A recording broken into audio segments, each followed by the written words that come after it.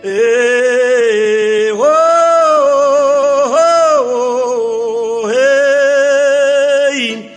É lá no sertão baiano, lugar rico e soberano, que em junho todo ano faz um lindo festival. O doutor Pedro Cardoso, homem justo e caprichoso, faz um festival famoso lá em Lagoa Real.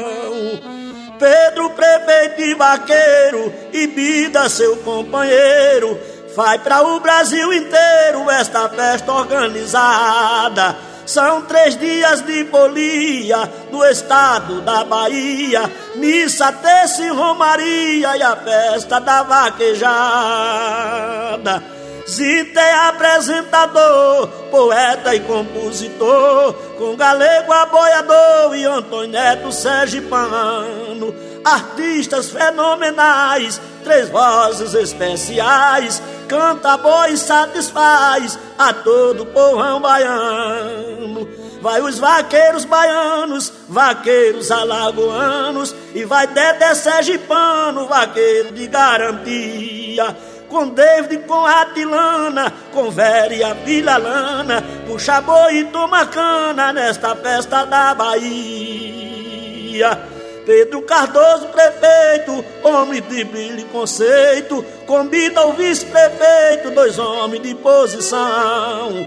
E toda a equipe ao seu lado, tudo é bem organizado, faz missa e festa de gado que tornou-se tradição. Um grupo de estudantes com suas vozes brilhantes, são elas mais importantes que abre a festa e encerra. Lindas vozes femininas, vocalistas nordestinas e as mais lindas meninas do coral Canção da Terra. É no Parque dos Vaqueiros que artistas brasileiros e famosos sanfoneiros de rádio e televisão ali já se apresentaram, cantaram e abrilhantaram, levaram e também deixaram saudade e recordação.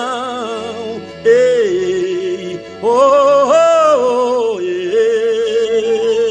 Eu quero dedicar essa toada ao vaqueiro Agripino em Jataúba e o vereador Mamão. Um abraço de galega, boiador.